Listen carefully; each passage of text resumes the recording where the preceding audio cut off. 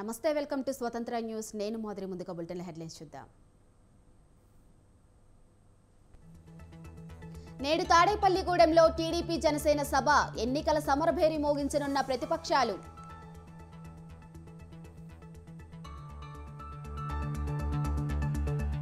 తెలంగాణలో వేడెక్కిన రాజకీయం అధికార ప్రతిపక్షాల మధ్య మాటల యుద్ధం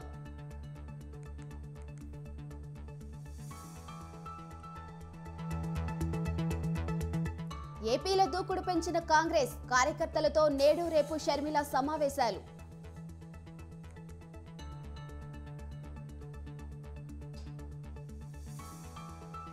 ఏపీ రాజధాని అమరావతి మరో మాట లేదన్న Rajnath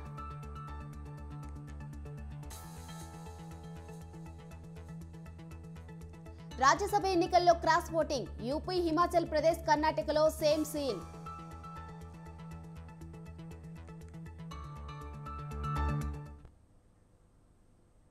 BRS working president KTR పై సీఎం రేవంత్ రెడ్డి ఘాటు విమర్శలు చేశారు. దమ్ముంటే పార్లమెంట్ ఎన్నికల్లో ఒక్క సీటు గెలిచి చూపించాలని కేటీఆర్ కు సవాలు విసిరారు. బీఆర్ఎస్ పదే పదే కాంగ్రెస్ ప్రభుత్వాన్ని కూల్చే కుట్ర చేస్తుందని, కార్యకర్తల అండ ఉన్నంతసేపు ఈ కుర్చీని ఎవరూ తాకలేరని వ్యాఖ్యానించారు.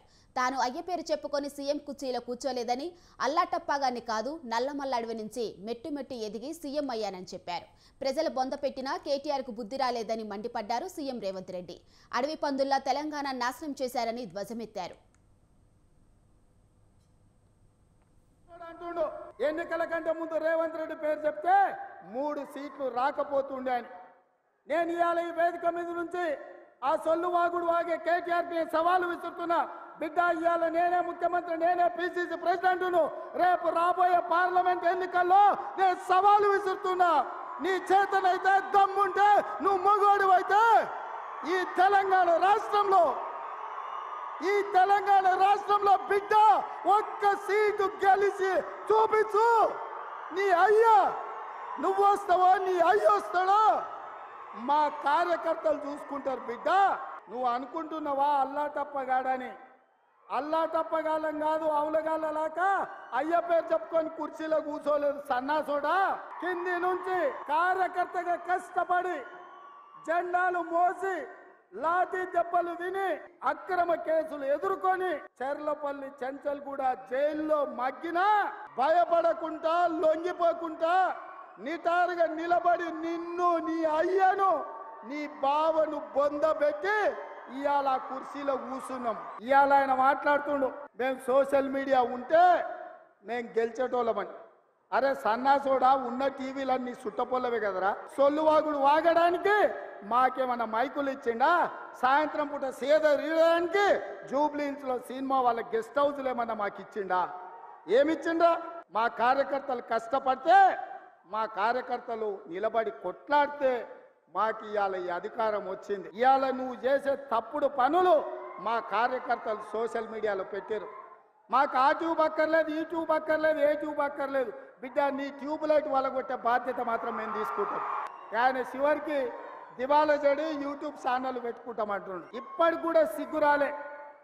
వాళ్ళ కుటుంబం తోసుకుంటే తెలంగాణ ప్రజలు చెప్పు తీసుకొని కొట్టినరు అనే సంగతి ఆయనకు అర్థం కాలే. పదే బీజేపీ వాళ్ళు అంటున్నారు మాది గుజరాత్ మోడల్ అని. గుజరాత్ మోడల్ అంటే ఏందే?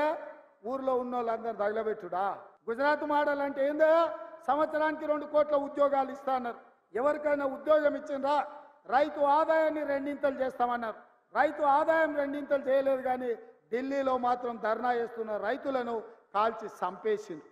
ఇదా గుజరాత్ మోడల్. నిన్న మన బీజేపీ వాళ్ళు బయలుదేరింది మోడీని ప్రధానమంత్రిని చేయాలి. ఇప్పటి వరకు ఏమున్నాడా మోడీ? ప్రధానమంత్రి లేడా? 10 ఏళ్ల నుంచి దేశానికి ప్రధానమంత్రి ఆయనే కదా. మరి ఆయన ఎందుకు చేయలే? ప్రాణహిత చేవెళ్ల నుంచి చేవెళ్ల వరకు నీళ్లు దేవాలని ఆనాడు డాక్టర్ వైఎస్ రాజశేఖర రెడ్డి ఈ చేవెళ్లలో శిలాఫలకం వేస్తే పడావు పెట్టించిండు, పన్లికలు ఇచ్చిండు కేసీఆర్. ఈ ప్రాజెక్టు పూర్తి చేయాలని ఎప్పుడని చెప్పిండా? నిన్న మొన్నటి వరకు ఈ కేడీ ఆ మోడీ కలిసే అంటగాగింది కదా. అల్లం బెల్లం లెక్క అల్లాయి బల్లాయి చేసుకురు కదా వాళ్ళిద్దరు. చేయలేదా?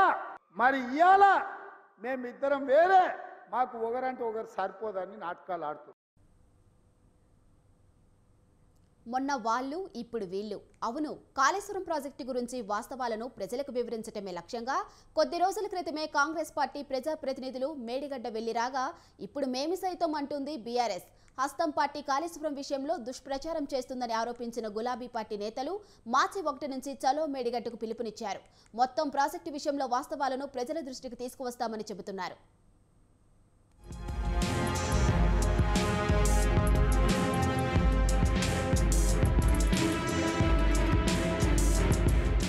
చలో మేడిగడ్డ అంటుంది ప్రతిపక్ష బీఆర్ఎస్. కాళేశ్వరం ప్రాజెక్టు గురించిన వాస్తవాలను ప్రజలకు తెలియజేయడమే ప్రధాన ఉద్దేశంగా మార్చి 1 నుంచి చలో మేడిగడ్డ కార్యక్రమం నిర్వహించనున్నట్లు తెలిపారు మాజీ మంత్రి ఎమ్మెల్యే కేటీఆర్. పార్టీకి చెందిన ఎమ్మెల్యేలు, ఎంపీలు సహా ఇతర ప్రజాప్రతినిధులు అంతా కలుపుకొని సుమారు 150 నుంచి 200 వరకు వెళ్లనున్నారు. తొలి రోజు పర్యటనలో భాగంగా కాళేశ్వరం వెళ్లనున్నారు.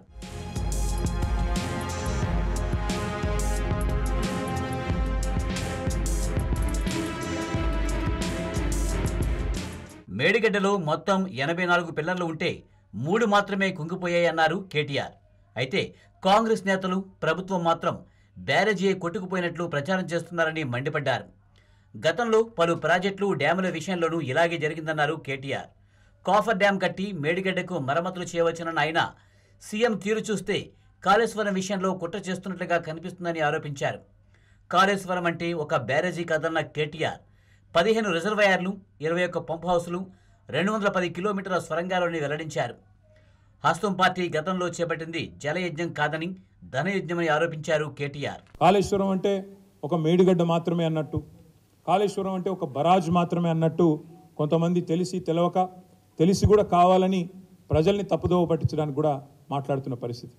అసలు కాళేశ్వరం అంటే ఏమిటి అనేది రాష్ట్ర ప్రజలకు ఈరోజు చెప్పదలుచుకున్నాం. దాంతోపాటు తప్పకుండా రాష్ట్ర ప్రజలకు, అదేవిధంగా కొంతమంది తెలిసి తెలియక మాట్లాడుతున్న వాళ్ళకు కూడా సజీవంగా చూపెట్టాలన్న ఉద్దేశంతో మేము మేడిగడ్డకు కూడా బయలుదేరిపోబోతా ఉన్నాం. మరి పెద్దలు కేసీఆర్ గారు నల్లగొండ సభలో, బహిరంగ సభలోనే స్పష్టంగా చెప్పారు, మీరు పోవడం కాదు మేమే పోతాము నల్లగొండకి, మన మేడిగడ్డకి. మేడిగడ్డ మాత్రమే కాదు, అన్నారం పోతాము, సుందిల్ల పోతాము.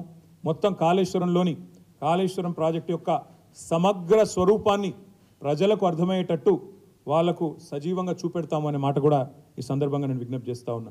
ఇటీవలే కాంగ్రెస్ ప్రభుత్వం నేతృత్వంలో మంత్రులు, ఎమ్మెల్యేలు మేడిగడ్డకి వెళ్లి వచ్చారు. వాస్తవ పరిస్థితులను క్షేత్రస్థాయి నుంచి పరీక్షించారు. ఈ సందర్భంగా నాటి బీఆర్ఎస్ పాలనలో జరిగిన అవినీతి, అక్రమాలపై విరుచుకుపడ్డారు. అయితే ఆ రోజు జరిగిన పర్యటనలో బీఆర్ఎస్ ఎమ్మెల్యేలు పాల్గొనలేదు. అదే సమయంలో కృష్ణా ప్రాజెక్టులను కేఆర్ఎంబీకి అప్పగించే విషయంలో రేవంత్ సర్కార్ వైఖరి ఎండగడుతూ నల్గొండలో గులాబీ పార్టీ భారీ సభ నిర్వహించింది. సర్కారు తీరుపై దుమ్మెత్తి పోసింది. అయితే మేడిగడ్డ విషయంలో రేవంత్ ప్రభుత్వం అసత్యాలు ప్రచారం చేస్తుందని ఆరోపిస్తూ ఇప్పుడు మార్చి 1 నుంచి చెలో మేడిగడ్డకు పిలుపునిచ్చింది. ప్రాజెక్ట్ కానీ మేమే నిందించలేదే, కడం కట్టిన వాళ్ళదే తప్పు అని ఈరోజు మేము నిందించలేదు. వేరే రాష్ట్రాల్లో గుజరాత్లో మత్సు అనే డ్యాంలో 79లో కూలిపోతే 2000 మంది చనిపోయినారు. పోలవరం డయాఫ్రామ్ వాల్ కూడా దెబ్బతింటే దాన్ని కూడా రిపేర్ చేస్తూ ఉన్నారు. సిక్కింలో, వెస్ట్ బెంగాల్లో తీస్తా నది మీద గత ఏడాది వరదలకు అక్కడ డ్యామ్లు దెబ్బతిన్నాయి. ఇవన్నిటికీ కూడా ఇంజనీరింగ్ సొల్యూషన్స్ కూడా ఉన్నాయి. ఇవాళ మేడిగడ్డలో ఒక చిన్న ప్రమాదం జరిగింది. సింపుల్గా కాఫర్ డ్యామ్ కట్టి దాన్ని రిపేర్ చేయొచ్చు. ఇది నేను చెప్పట్లా, ఇది ఒక కాఫర్ డ్యామ్ ఎట్లుంటుందంటే ఇట్లుంటుంది. దీనికి ఇదేదో జరగకూడదు జరిగిపోయిందని, శ్వేతపత్రం అని, ఇదని అదని నోటికొచ్చిన మాటలు మాట్లాడుతూ, ఇష్టం వచ్చిన ఆరోపణలు చేస్తూ ఈరోజు ఈ ప్రభుత్వం ఏదైతే ప్రయత్నం చేస్తూ ఉందో, మేము అనేదల్లా ఒకటే, ఈ దేశంలో గతంలో కూడా సాగునీటి ప్రాజెక్టులో అనేక ప్రమాదాలు జరిగినాయి. ఇదేం మొదటిది కాదు, ఇదేం చివరిదని కోరుకుంటున్నాను నేను. కానీ కేవలం ఇదే కాదు, కాంగ్రెస్ పార్టీ ప్రభుత్వం చేస్తున్న ఆరోపణలను తిప్పికొట్టేందుకు వచ్చే నెల 10న కరీంనగర్ వేదికగా భారీ బహిరంగ సభ ఏర్పాటు చేయాలని డిసైడ్ అయింది గులాబీ పార్టీ. మాజీ సీఎం కేసీఆర్ ఈ సభకు హాజరు కానున్నట్లు తెలుస్తోంది. అయినా మొన్నటిదాకా అమాత్యులు, ఇప్పుడు ప్రభుత్వం మారింది, వారి పార్టీ అధికారం పోయింది, తాను మాత్రం ఎమ్మెల్యేగా గెలిచారు. జిల్లా మంత్రిగా ఉన్న రాజసం ఇప్పుడు లేదు. ఆ ఎమ్మెల్యే పోటీ చేసి ఓడిన అధికార పార్టీ నేతనే ఆ నియోజకవర్గంలో హవా నడిపించుకున్నారంట. ఆ ఉదంతం చూద్దాం.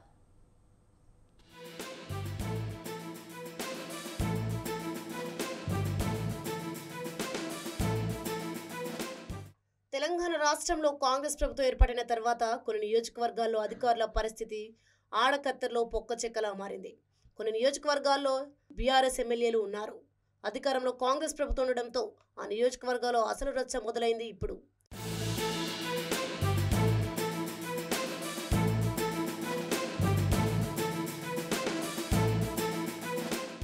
నిజామాబాద్ జిల్లా బాల్కొండ నియోజకవర్గంలో బీఆర్ఎస్ నేత మాజీ మంత్రి వేముల ప్రశాంత్ రెడ్డి ఎమ్మెల్యేగా ఉన్నారు.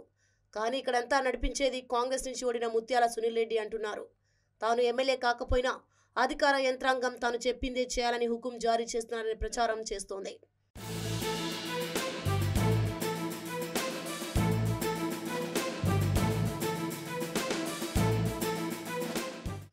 బాల్కొండ నియోజకవర్గం ఆఫీసర్లకు ప్రస్తుతం జరుగుతున్న పరిణామాలు తలనొప్పిగా మారాయి. ఇక్కడ గెలిచింది వేముల ప్రశాంత్ రెడ్డి, ఓడింది సునీల్ రెడ్డి. కానీ ఎమ్మెల్యే లెవెల్లో పెత్తనం చేస్తుంది మాత్రం సునీలే అంటున్నారు. ఆయన అధికార పార్టీకి చెందినవారు. ఎన్నికల్లో ఓడినా అధికారం మాత్రం చెలాయిస్తున్నాడు సునీల్ రెడ్డి అనే చర్చ జరుగుతోంది. తాజాగా బాల్కొండ తహసీల్దార్లందరికీ మెసేజ్ పంపారనే ప్రచారం జరుగుతుంది. ఇకపై ఎవరు ఎమ్మెల్యే చేతుల మీదుగా కళ్యాణ లక్ష్మి, షాదీ ముబారక్ చెక్కులు పంపిణీ చేయొద్దు, వాటిని స్పెషల్ ఆఫీసర్ల ద్వారానే ఇవ్వాలని ఆదేశించినట్లు సమాచారం. ఇది ఎక్కడి గోలరా బాబు అంటూ తల పట్టుకుంటున్నారట అధికారులు. ఈ పరిణామాలు రెవెన్యూ శాఖలో కలకలం రేపుతున్నాయి. ముందును ఈ వెనుక గొయ్యిలా మారింది తహసీల్దార్ల పరిస్థితి.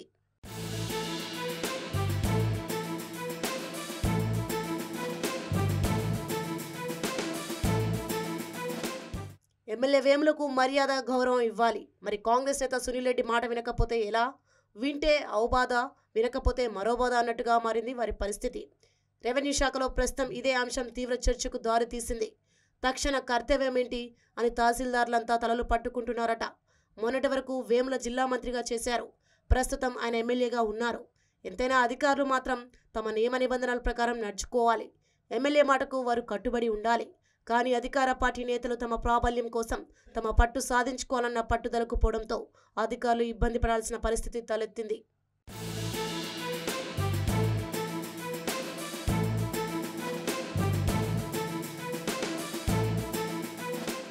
రాజ్యాంగేతర శక్తిగా మారుతున్న సునీల్ రెడ్డి ముఖ్యమంత్రి రేవంత్ రెడ్డి దృష్టికి వెళ్ళిందా? బీఆర్ఎస్ను ఇరుకున పెట్టేందుకు సునీల్ రెడ్డి ఈ విధంగా ప్రవర్తిస్తున్నారా? అందుకు పార్టీ పెద్దల ఆశీస్సులు ఉన్నాయా అన్నది ఓ సస్పెన్స్.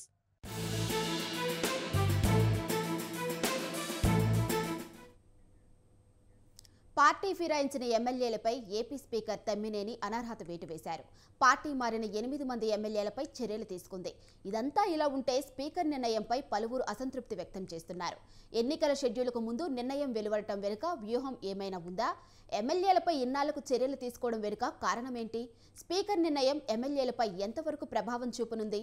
పార్టీ మారేవారు రాజీనామా చేసి రావాలన్న జగన్ మాటలు చానాళ్లుగా ఎందుకు అమలు కాలేదు? Watch the story.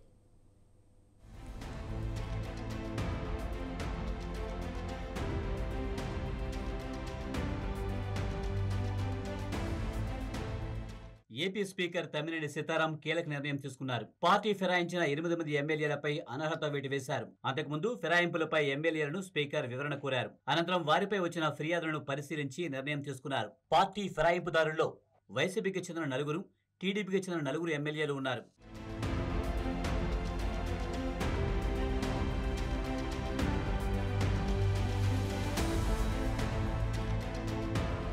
YCP rebel ఎమ్మెల్యేలు ఆనం రామనారాయణ రెడ్డి, మేకపాటి చంద్రశేఖర్ రెడ్డి, కోటంరెడ్డి శ్రీధర్ రెడ్డి, ఉండవల్లి శ్రీదేవితో పాటు టీడీపీ రెబల్ ఎమ్మెల్యేలు కరణం బలరాం, వల్లభనేని వంశీ, మద్దాలి గిరిధర్, వాసుపల్లి గణేష్పై కూడా అనర్హత వేటు పడింది. టీడీపీ, వైసీపీ విపులు చేసిన ఫిర్యాదులు ఇంకా అలాగే ఎమ్మెల్యేలు ఇచ్చిన వివరణలను పరిశీలించిన స్పీకర్ మొత్తం 8 మంది సభ్యులు పార్టీ ఫిరాయించినట్టు తేల్చారు. పార్టీ ఫిరాయింపుల నిరోధక చట్టం ప్రకారం ఎమ్మెల్యేలపై అనర్హత వేటు వేశారు. స్పీకర్ ఆదేశాలతో AP legislature secretary general PPK Ramacharyulu సోమవారం రాత్రి ఉత్తర్వులు జారీ చేశారు.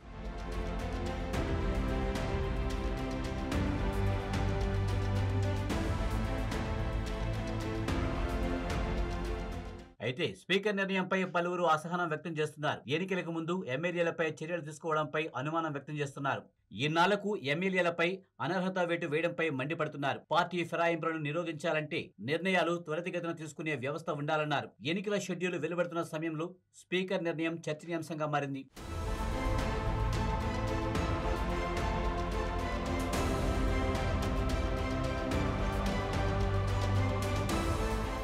పార్టీ ఫిరాయింపుదారుల్లో ఒకరైన కోటమిరెడ్డి శ్రీధర్ రెడ్డి స్పీకర్ నిర్ణయంపై స్పందించారు. అనర్హత వేటు వల్ల తమకు ఎలాంటి నష్టం లేదన్నారు. ఈ ఎపిసోడ్ లో వైసీపీ ప్రభుత్వం సాధించింది ఏమీ లేదని ఎద్దేవా చేశారు.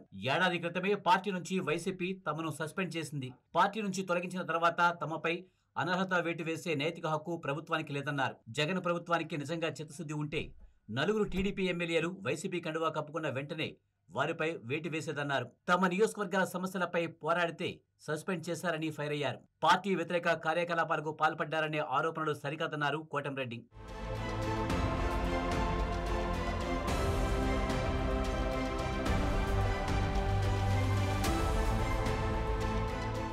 మరో 2 నెలల్లో ఎన్నికల నోటిఫికేషన్ రాబోతుంది. స్పీకర్ నిర్ణయం తీసుకోవాలంటే పార్టీ ఫిరాయించిన వెంటనే ఎమ్మెల్యేలపై చర్యలు తీసుకోవాల్సిందని విశ్లేషకుల మాట. ఇది పక్కా ఎన్నికల వ్యూహమే అంటున్నారు పలువురు. స్పీకర్ నిర్ణయం ఎన్నికలపై ప్రభావం చూపబోదంటున్నారు మరికొందరు. చూడాలి మరి లాస్ట్ కు ఏం జరుగుతుందో.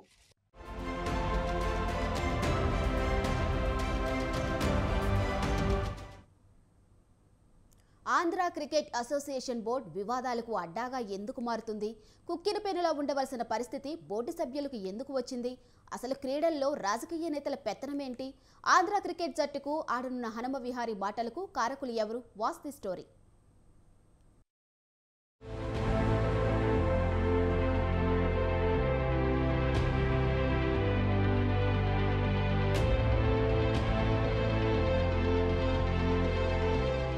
Team India batter Telugu cricketer Hanuma Vihari సంచలన నిర్ణయం తీసుకున్నాడు.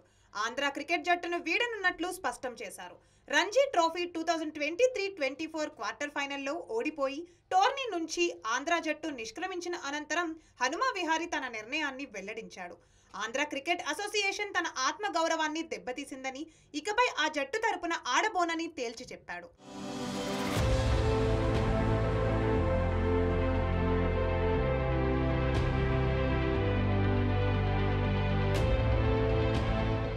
ఫిబ్రవరి 26న తన సోషల్ మీడియా ఖాతాలో విహారీ ఓ పోస్ట్ కూడా పెట్టాడు.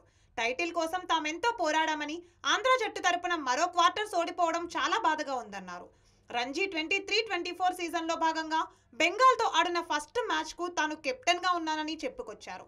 మ్యాచ్ సమయంలో 17వ ఆటగాడిపై అరిచానని, దీంతో తనపై కోపంతో ఆ ఆటగాడు రాజకీయ నేత అయిన అతడి తండ్రికి ఫిర్యాదు చేశాడని పేర్కొన్నాడు.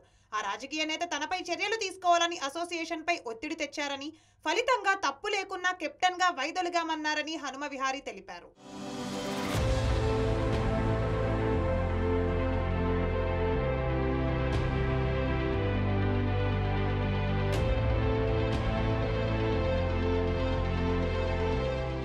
వాస్తవానికి తాను ఉద్దేశపూర్వకంగా ఎవరిని ఏమీ అనలేదని, కానీ అవేమీ పట్టించుకోకుండా అసోసియేషన్ మాత్రం తనపై చర్యలు తీసుకుందని ఆవేదన వ్యక్తం చేశాడు విహారీ. జట్టు కోసం శక్తినంతా కూడగట్టుకుని ఓ పక్క గాయం వేధిస్తున్నా లెఫ్ట్ హ్యాండ్తో బ్యాటింగ్ చేశానని తన బాధను వెళ్లగక్కారు. ఆంధ్ర జట్టును 5 సార్లు నాకౌట్ దశకు తీసుకువెళ్లానని తెలిపారు. టీమిండియా తరపున 16 టెస్టులు ఆడానని చెప్పుకొచ్చారు.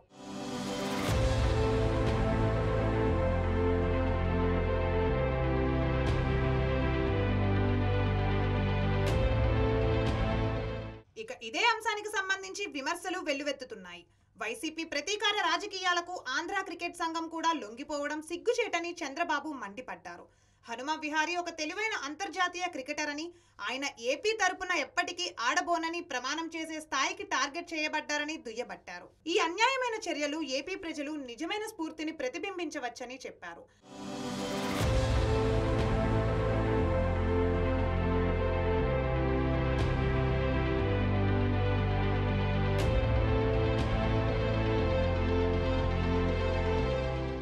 ఆంధ్ర క్రికెట్ అసోసియేషన్ కు భారత క్రికెటర్ కంటే వైసీపీ నాయకుడే ముఖ్యమా అని నిలదీశారు జనసేన అధినేత పవన్ కళ్యాణ్. గాయాలను లెక్క చేయకుండా భారత జట్టు కోసం, మరీ ముఖ్యంగా ఏపీ జట్టు కోసం హనుమ విహారీ తన క్రీడా శక్తిని అంతటిని ధారపోశారని కొనియాడారు.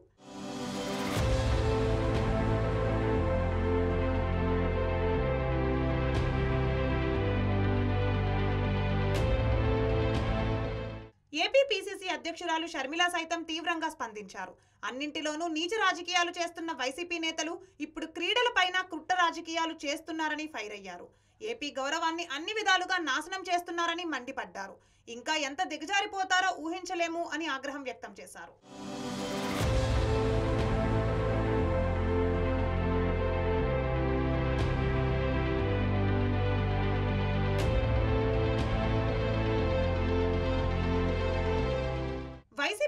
వ్యవహారంతో ఆంధ్ర క్రికెట్ అసోసియేషన్ పై తీవ్ర విమర్శలు వెల్లువెత్తాయి. క్రీడా రంగంపై రాజకీయ నాయకుల పెత్తనం ఏంటి అని నిలదీస్తున్నారు. ఎన్నికల వేళ ఈ వివాదం ఎటుదారి తీస్తుందో చూడాలి మరి.